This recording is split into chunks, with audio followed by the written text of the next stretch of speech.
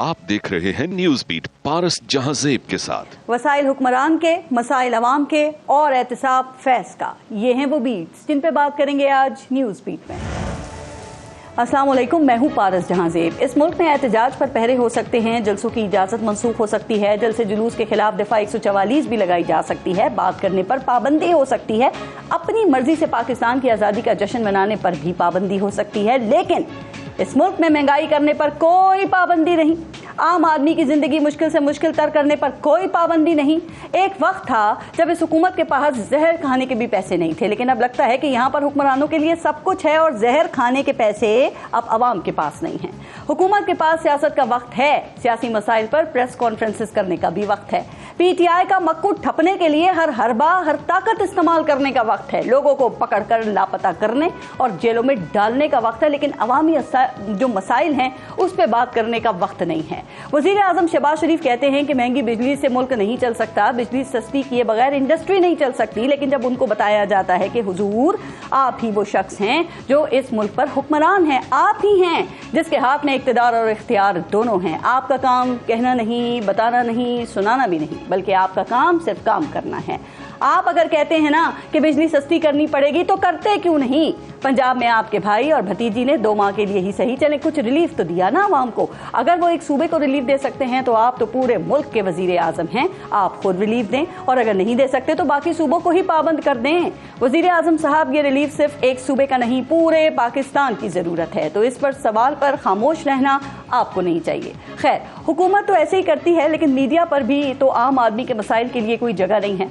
Media को भी सियासत ही चाहिए, अवाम की बात करने के लिए ना मीडिया के पास टाइम है, ना अवाम की बात हुकूमत कर रही है, और ना ही ऑपोजिशन की तरजीह अवाम के मसाइल हैं।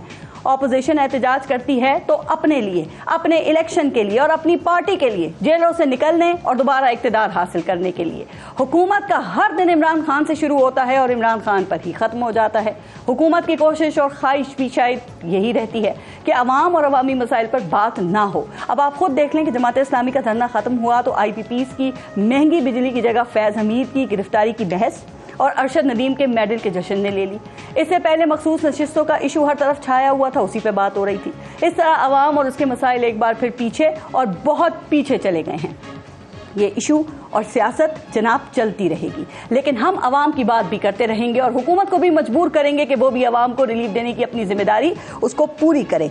आज प्रोग्राम में भी इस इशू के ऊपर बात जरूर करेंगे, लेकिन पहले लेते हैं ब्रेक। आप देखते रहिएगा न्यूज़ बीट। प्रोग्राम में आज हमें ज्वाइन किया है सीनियर सहाफ़ी और तज्ज़ियाकारों के पैनल ने। हमारे साथ मौजूद हैं मुजम्मिल सोहरवर्दी साहब, हमें ज्वाइन किया है सईद काजी साहब ने, और नसरुल्लाह मलिक साहब मौजूद हैं। अस्सलाम वालेकुम, बहुत बहुत शुक्रिया आप तीनों का प्रोग्राम में शिरकत के लिए। और मुजम्मिल सोहरवर्दी साहब, आपसे ज़रा शुरू करते हैं और अवाम के मसाइल से ही बात शुरू करते हैं। आप जानते हैं ना, पाकिस्तान में जो लोड शेडिंग का जिन हुआ करता था, इसको काबू में करने के लिए हर हुकूमत ही अपनी एक एनर्जी पॉलिसी लेकर आई, और उसके बाद जो डैम्स हैं उसके बजाय जो निजी बिजली घर हैं जिन्हें IPPs कहा जाता है, उनके साथ मुआहदे किए गए। और फिर मुजम्मिल सोहरवर्दी साहब, पता नहीं कि वो जो बिजली लोड शेडिंग का जो जिन था वो काबू में आया या नहीं आया, लेकिन इस जिन को काबू करने के लिए जो IPPs थे ना, वो इस वक्त एक बहुत बड़ा जिन बन गए हैं। तो पहले ये बताइए कि आपके ख्याल में इसका जिम्मेदार कौन है? जब 2013 में IPP की पॉलिसी आई तो वजीर तब बिजली जो थे वो उमर अयूब साहब थे, मुस्लिम लीग नून की हुकूमत थी।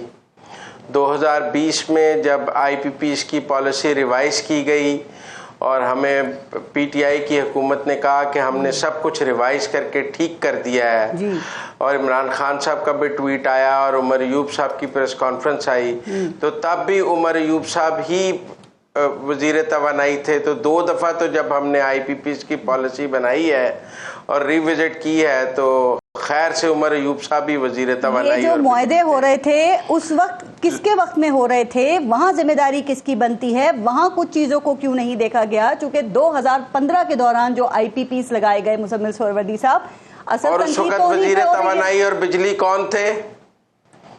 वजीर प्लानिंग कौन थे? CPEC कौन देख रहा था?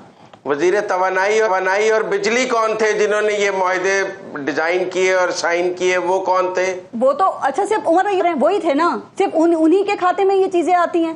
प्लानिंग वाले 2020 में 2020 में जब रीविजिट हुए और इमरान खान साहब ने बतौर वजीर आज़म ये ट्वीट किया कि हमने IPPs का मसला सॉल्व कर दिया है और तमाम मुआहदे रीविजिट कर दिए हैं, और उमर अयूब साहब ने प्रेस कॉन्फ्रेंस की, तब भी वजीर तवानाई और बिजली कौन थे? उमर अयूब साहब थे। लेकिन क्या दोनों दफा तो उमर अयूब साहब ने किया है। आपकी बातों से लग रहा है जिम्मेदारी सबसे ज्यादा तनकीद कौन कर रहे हैं? उमर अयूब साहब। वो भी वही कर रहे हैं तो गलत कर रहे हैं, लेकिन आप ये कह रहे हैं कि जिम्मेदारी सिर्फ उनकी थी। भाई क्या ये चीजों को मद्देनजर रखना उस वक्त सबकी जिम्मेदारी नहीं थी, या मकसद दिमाग में सिर्फ यही था कि एक लोड शेडिंग को खत्म करना है, इसका क्रेडिट लेना है और अगला इलेक्शन जीतना है? नहीं, ये भी किसी को अंदाजा नहीं था कि डॉलर 96 रुपए से 280 रुपए का हो जाएगा और पाकिस्तान में इतनी ज्यादा डिवैल्यूएशन हो जाएगी, इसका भी किसी को अंदाजा नहीं था कि हम जो आगे मुल्क को अदम इस्तेहकाम का शिकार करने जा रहे हैं और जो प्रोजेक्ट्स आगे फौज लेके आ रही है, प्रोजेक्ट इमरान या आगे, उससे मुल्क की कितनी तबाही हो जाएगी, इसका भी किसी को अंदाजा नहीं था। जब क्यों रखी गई डॉलर में पेमेंट? 96 रुपए पे डॉलर था। जी मुजम्मिल साहब, डॉलर में क्यों पेमेंट्स रखी गई? डॉलर में जी यकीनन डॉलर में पेमेंट्स नहीं होनी चाहिए, ये मैं आपसे बिल्कुल एग्री करता हूं, लेकिन जब इंटरनेशनल इन्वेस्टमेंट आएगी तो वो रीपैट्रिएट तो होगा ना उसका प्रॉफिट, वो रीपैट्रिएट लोकल रुपी में तो नहीं हो सकता। अगर आप फॉरेन इन्वेस्टमेंट को लेकर आएंगे और बाहर से लोग आकर यहाँ पे इन्वेस्टमेंट करेंगे तो वो अपना मुनाफा रुपए में वापस लेके जाएंगे या डॉलर में वापस लेके जाएंगे? नहीं, पूरी दुनिया में ये सिस्टम है। जो मुकामी IPPs लगे वो तो दे सकते थे ना, उनको तो ये इश्यूज नहीं थे इंटरनेशनल। और मेरे ख्याल में जी बात कीजिए। पारिस, आपका शो का टॉपिक बहुत अच्छा है, लेकिन मैं आपको आपके शो में ये कहना चाहता हूँ कि मुझे ये नजर आ रहा है कि अगले 15 से 25 दिन में IPPs के साथ तमाम मुआहदे रीविजिट हो जाएंगे। अच्छा। और ये कैपेसिटी पेमेंट और ये सब मामला जो है ये रीस्केड्यूल होने जा रहे हैं और इस पर काफी हद तक काम आगे बढ़ गया है और थिंग्स अब अपनी फाइनल शेप में है। सर आप कह रहे हैं मुआहदे जो हैं उन पे नजरसानी हो जाएगी, वो रीविजिट होने जा रहे हैं, लेकिन जिसने भी ये मुआहदे किए हैं वैसे कितना ये जुल्म किया है कि ये जो IPPs के मुआहदे हैं इनका ऑडिट का निजाम ही नहीं है। मतलब ये पता ही नहीं है कि कितनी बिजली बन रही है, कि सिस्टम में कितनी बिजली दी जा रही है और ये कितने में बेची जा रही है।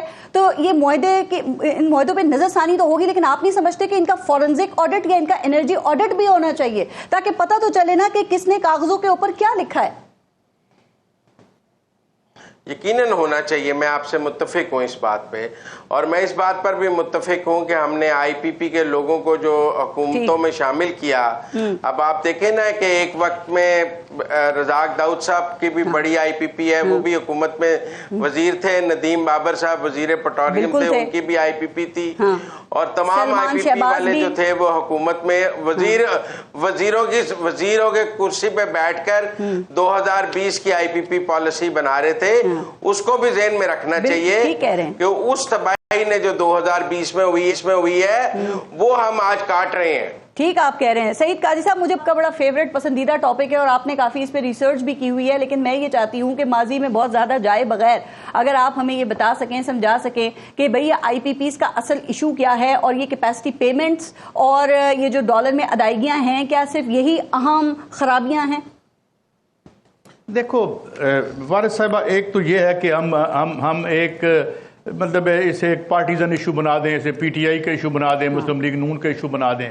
I think it is not only over simplification बल्कि एक संगीन मजाक है। मैं यहाँ ये भी कह सकता हूँ कि उस बंदे फड़वा जिन्हें उमर अयूब रखिया सी, वो कौन नालायक इंसान था जिसने इस बंदे को जो है वजीर बनाया, जिसने बेड़े घर का अगर ये तमाम बुराई एमनेट करती है उमर अयूब से, तो हु इज ही?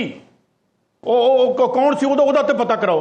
अब आते हैं असल बात पे। उमर अयूब भी ये बर्बादी शुरू होती है 1993 मैं अर्ज उससे बाद हो, हमारा कोई रिश्तेदार नहीं है भाई, हम राज भाग दी खैर साफत नहीं करते। बात ये है 93 में बर्बाद किया जब हेजल ओलेरी आई, और हेजल ओलेरी एनर्जी की सेक्रेटरी थी अमेरिका की, और उसने कहा कि ये these are the deals of century.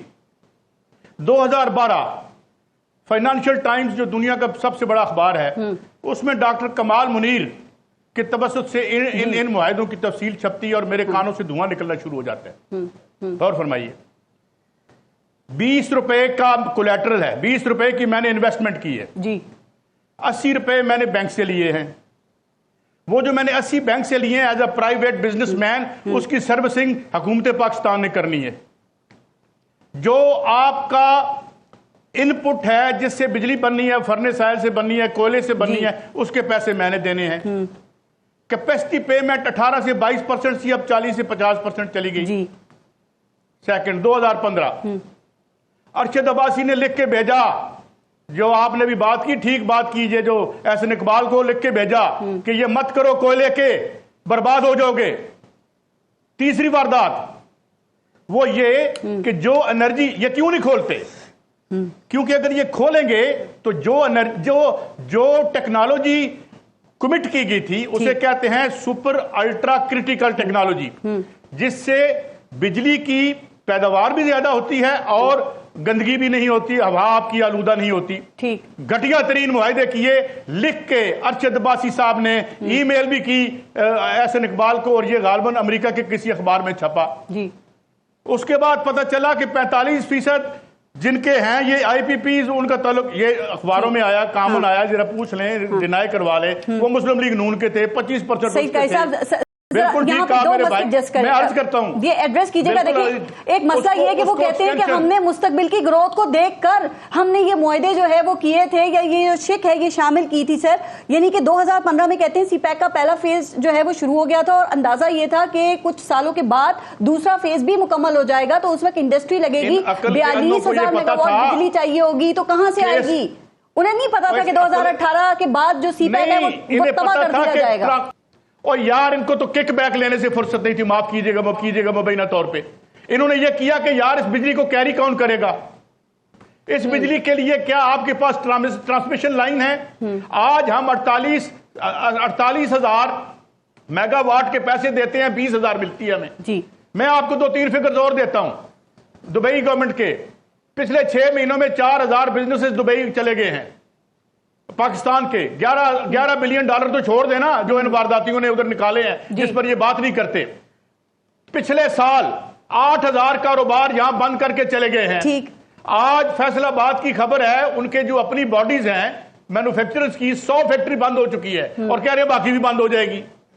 कौन रिलीफ देगा जब एक हाथ कैपेसिटी पेमेंट पकड़ के दूसरे हाथ को माल देता है? यह भी आपने जिक्र किया ना, 68 बिलियन करोड़ किसके थे? कौन था जो अपनी बिजली बना के गैर कानूनी तौर पर अपनी फैक्ट्रियों को दे रहा था? आगे की बात कर रहे हैं कि देखें ये कुछ मुआहदे ऐसे हैं आगे मौत जब तक ये मौजूद है। ठीक है, वो मकामी इंटरनेशनल सरमाया बताएं कि एकतरफा तौर पे अब ये मुआहदे खत्म किए जा सकते हैं, और अगर खत्म कर दिए गए तो बिल्कुल खत्म। ये बहुत इंपॉर्टेंट पॉइंट है, मुझे इसमें बात करने दें। ये जो कहते हैं कोई सॉवरेन गारंटी नहीं है, सॉवरेन गारंटी तब होती है जब आप लेटर एंड स्पिरिट में वो मुआहदे जो आपने कमिट किया है वो आपने पूरे किए हों। इन्होंने तो वो टेक्नोलॉजी इस्तेमाल नहीं की। ठीक, और ये पुराने, एक तो इन्होंने एक जहाज में से जनरेटर निकाल के बिजली बना रहे थे।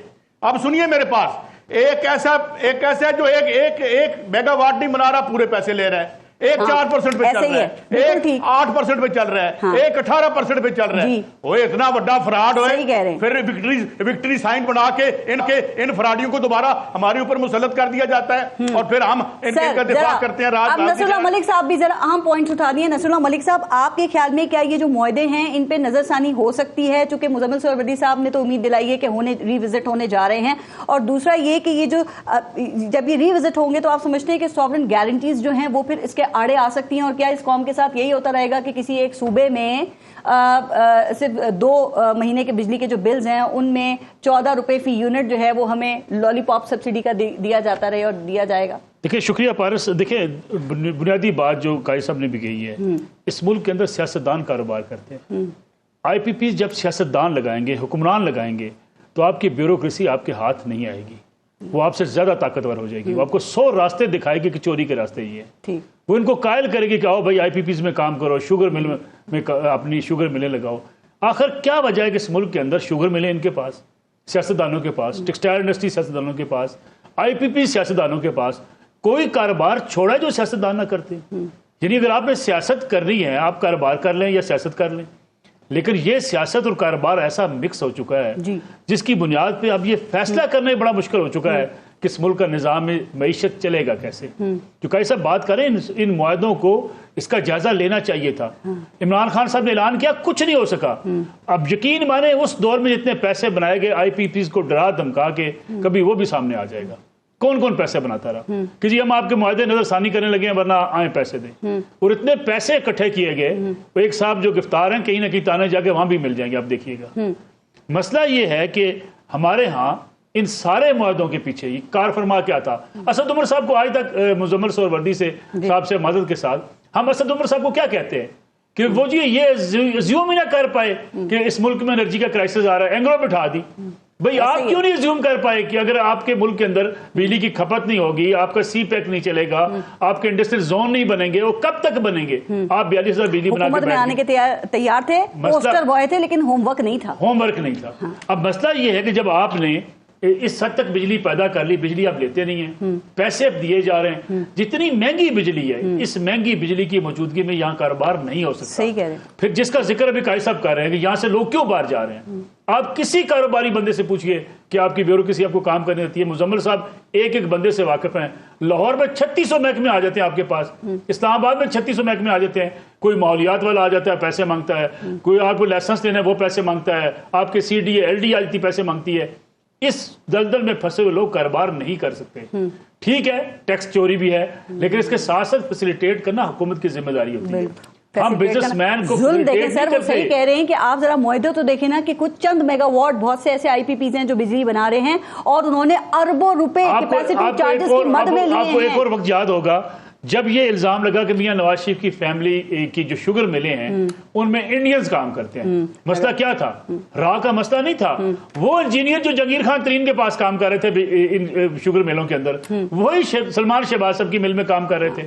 یعنی یہ گٹھ جوڑ, اب دیکھیں پی ٹی آئی ہو, پی ایم ایل این ہو, پیپلز پارٹی سب ایک جیسے ہیں. شوگر ملوں کی مشینری لگانی ہو, انجینئر یہاں کے وہاں چلے جاتے ہیں. سیاست میں ایک دوسرے کو برا بھلا کہتے ہیں, لیکن آپ آئی پی پیز کے بہانے جتنے بڑے لوگ تھے جو سیاستدانوں کے قریب تھے انہوں نے اس ملک کے اربوں روپے لوٹے. سر لیکن آپ نے ایک بڑی اچھی بات کی کہ اس کا آڈٹ ہونا چاہیے, فورنسک آڈٹ ہوتا ہے, ہیٹ آڈٹ اس کا ہوتا ہے. تو مجھے یہ بتائیے کہ پھر ہو جائے گا تو اس سے کیا فرق پڑے گا, کیونکہ جو نقصان قومی خزانے کا اور اربوں روپے جو جیب پہ ڈاکہ جس ملک میں وزرائے اعظم شہباز شریف صاحب ہوں یا عمران خان صاحب ہوں, وہ یہ کہنا شروع کر دیں کہ مافیاز بڑے طاقتور ہیں, آپ مجھے بتائیے ان کو حکومت کرنے کا حق حاصل ہے؟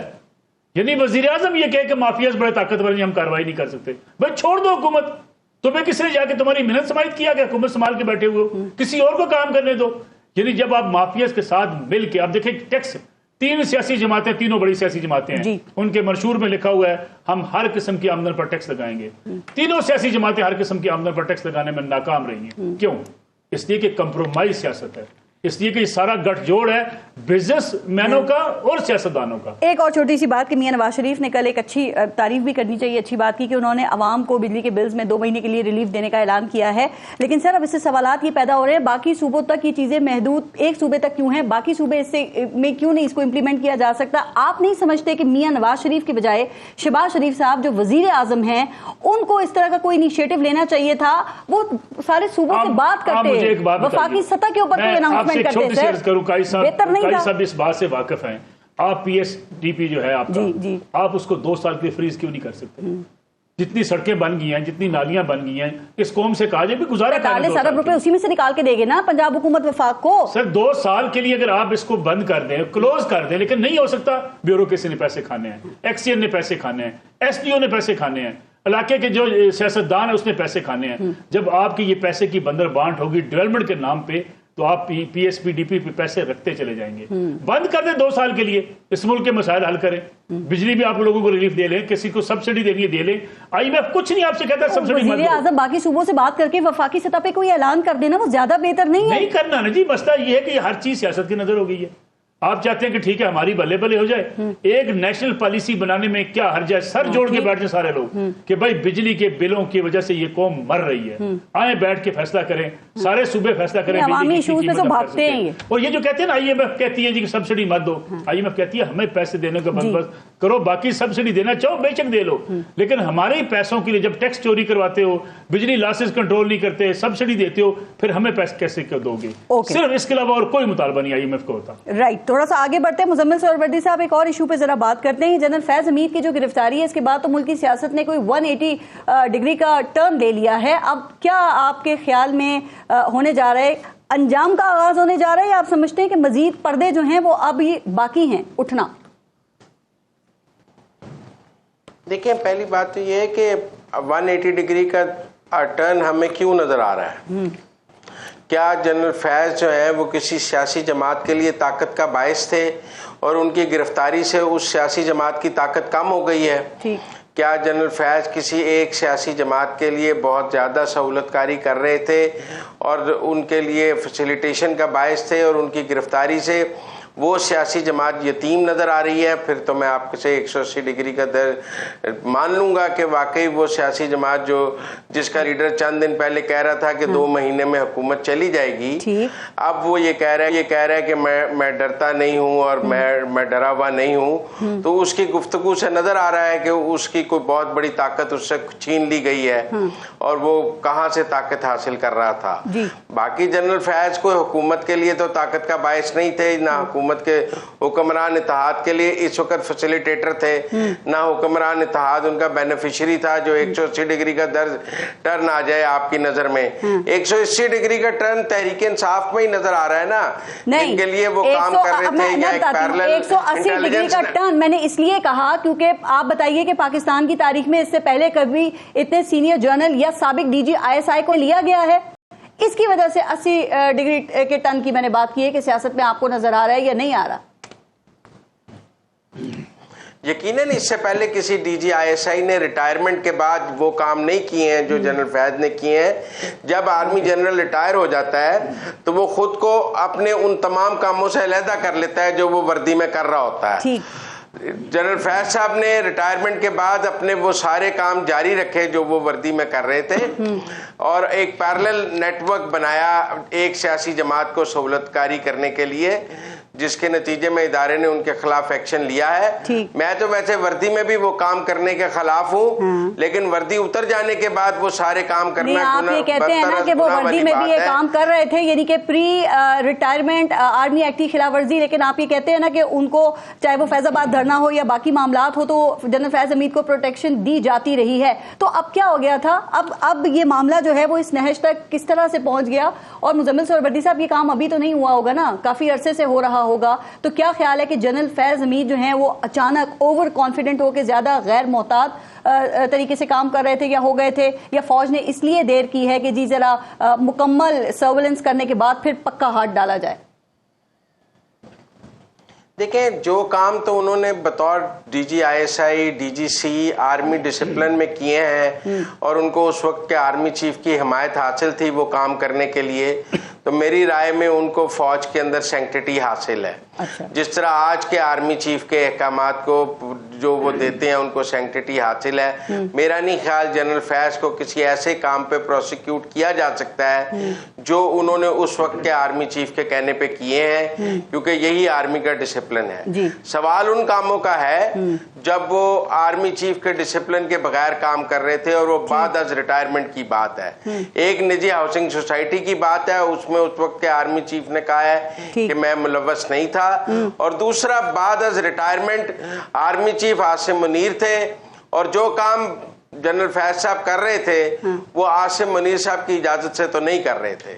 تو لہذا وہ کام جو وہ آرمی ڈسپلن اور آرمی کی قیادت کی مرضی کے بغیر کر رہے تھے انہی پر پروسیکیوٹ ہوں گے.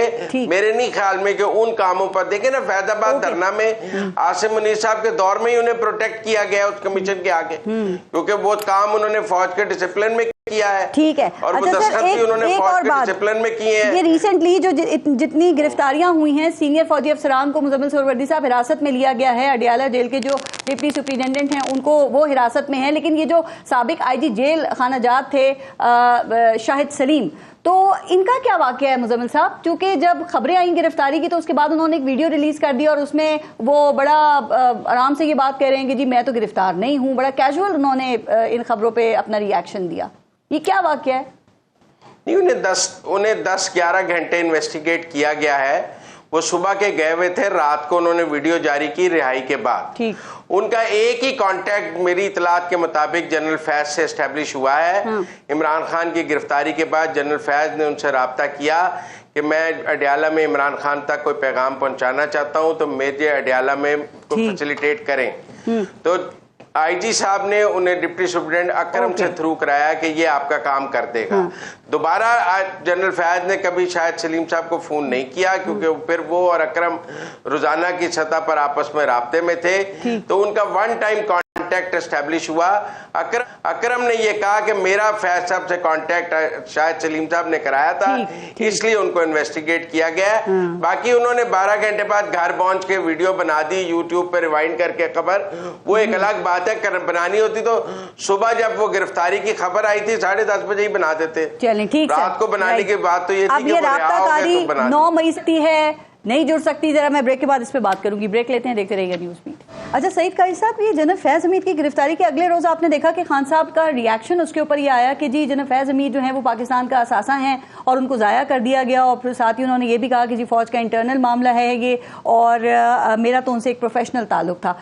ये आपके ख्याल में कैसी पॉलिसी है कि वो उनको असासा भी कह रहे हैं और साथ डिसोन भी कर रहे हैं? उन्होंने तो ये भी कह दिया है, मैं खबर देख रहा था आपके पास आपके प्रोग्राम में आने से पहले जी, कि इनको जो हटाया गया था वो बाजवा साहब को नवाज शरीफ साहब ने कह के हटवाया था। आई डोंट बाय दिस, क्योंकि ये तो हेयर से है, इस पे मैं नहीं जाता। मगर इसमें मैं एक जो मुझे पॉजिटिव बात नजर आती है वो ये है कि no one is above the law. Having said that, इसको जरा थोड़ा बढ़ाया जाए। हमारे जो वजीर दिफा हैं उनके बहुत से बयानात हैं जी। एक शख्सियत है, बड़ी है, मैं गवर्नर सिंध भी रहे मोहम्मद जुबैर साहब जी, उन्होंने लंदन में किसी मीटिंग की बात भी की थी। जनाब किबला वजीर दिफा साहब ने कहा था कि मियां नवाज शरीफ साहब की जो रुखसती थी आफ्टर हैविंग बीइंग कन्विक्टेड जो हुई थी, वो भी किसी डील का कोई नतीजा थी, एक्सटेंशन थी। ये उन्होंने कहा, मैंने नहीं कहा। वो सब आर्मी डिसिप्लिन में हो रहा था, आर्मी में रहते हुए, मतलब तो वो एक डिसिप्लिन था ना। ये पोस्ट रिटायरमेंट आर्मी एक्ट की खिलाफ वर्जी की। मैडम आप नहीं, there is a rules book. आप कैसे कर सकते हैं, इंश्योर कर सकते हैं कि जनाब वो कहते हैं मैं सीट आ रहा था तो मैंने उनके खानदान के जरिए किया, और वो कैसे होकर नहीं इन्फ्लुएंस दी इलेक्शन कमीशन। ये जो सारी बातें मैं तो नहीं कर रहा, ये तो इतने संजीदा इल्जाम हैं जो हमारे वजीर दिफा साहब, जो कि बड़े माशाल्लाह आउटस्पोकन हैं, उन्होंने एक्स आर्मी चीफ पर लगाए हैं, तो उनको जवाब मेरे ख्याल में देना चाहिए। वो रिटायर्ड हुए हैं जो, तो ये सारा सिलसिला है।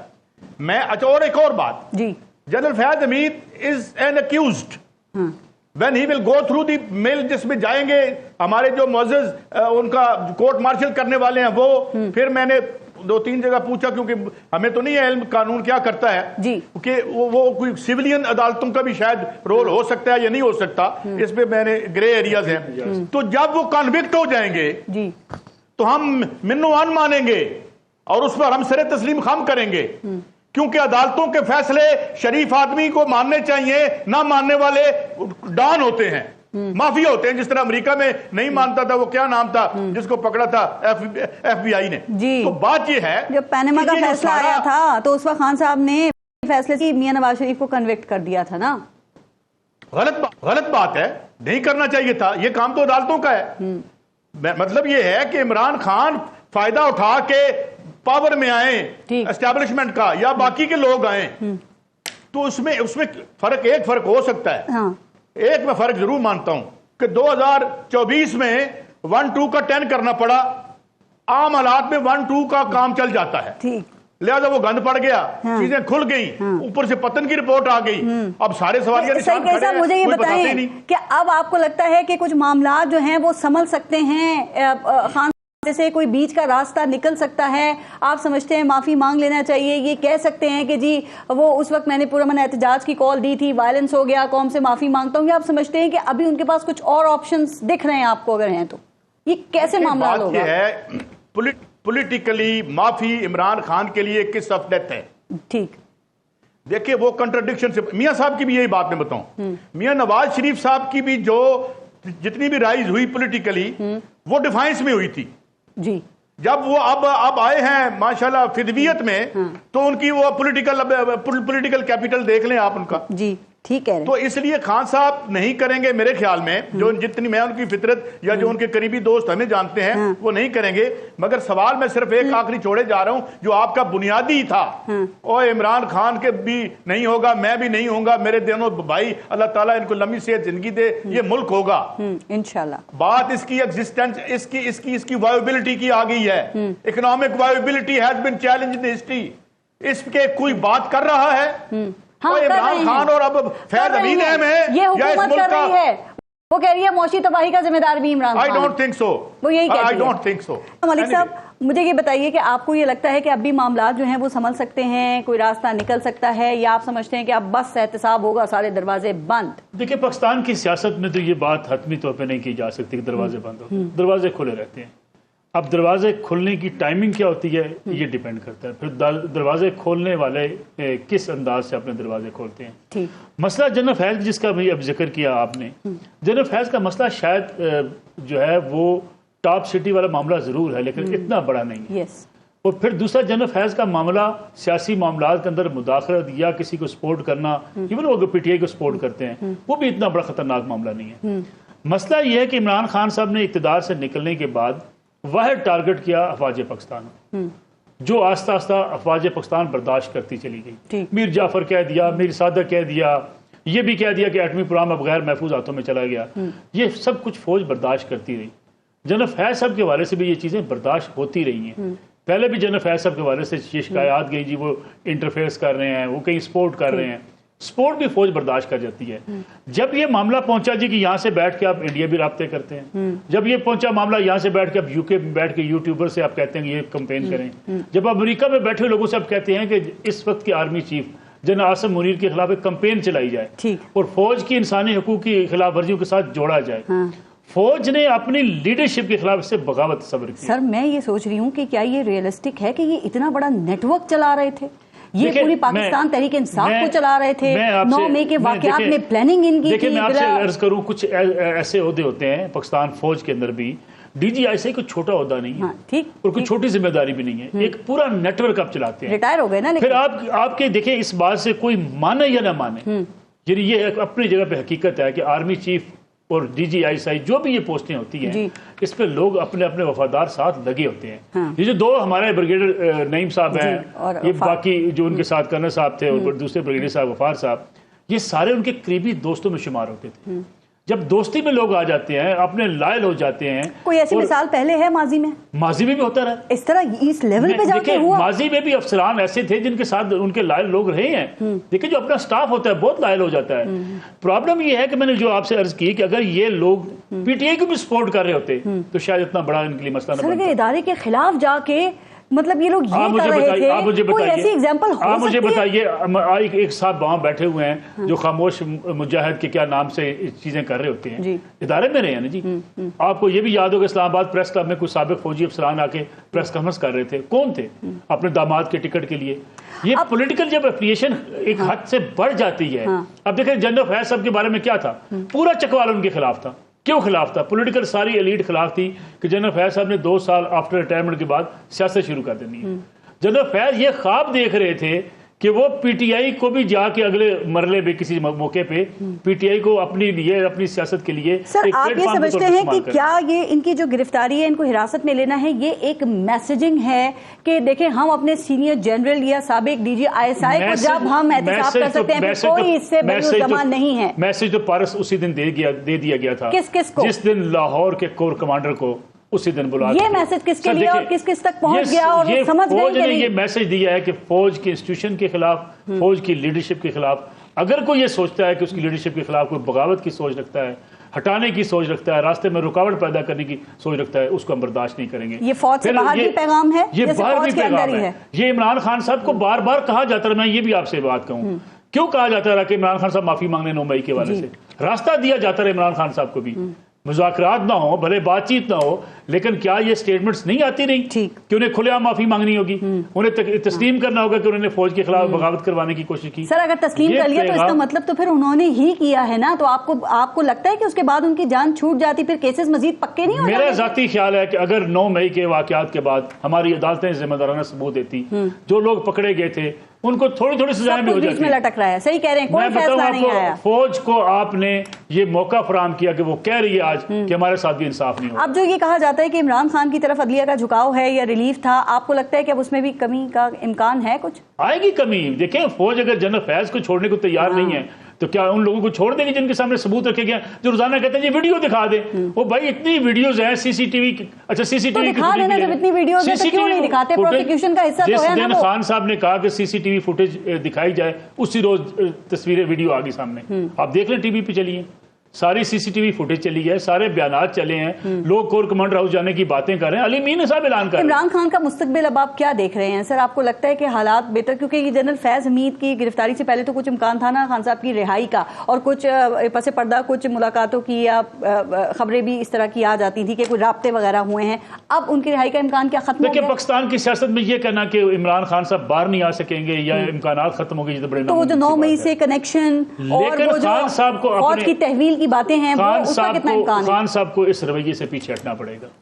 سیاست دیکھیں, ملک کا نظام جو ہے, میں آخری جملہ آپ سے کہہ دوں, کسی بدنیتی پہ چل سکتا ہے, ظلم کے ساتھ چل سکتا ہے, ناانصافی کے ساتھ چل سکتا ہے, انتشار کے ساتھ ملک نہیں چلتا. رائٹ. مزمل صاحب, وردی صاحب, آخری ایک بات بتا دیں کہ آپ حکومت کا مستقبل کیا دیکھ رہے ہیں؟ چونکہ آپ نے یہ دعویٰ کیا کہ حکومت کی 2/3 اکثریت جو ہے وہ مکمل ہو گئی ہے, کس بنیاد پہ آپ یہ بات کہہ رہے ہیں سر؟